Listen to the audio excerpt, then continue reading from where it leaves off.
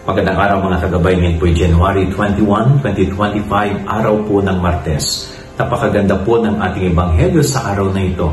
Ipinapaalala ng Panginoon na ang mga batas ay ginawa para sa ikabubuti ng tao.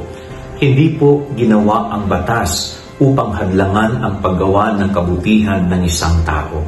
Katulad na lamang po sa gospel, ang mga Hudyo, lalo na mga Pariseo at Eskriba, napaka-stricto po nila sa batas, to the point na kahit sa araw ng pamamahinga, bawal kang gumawa para ikaw ay may makain.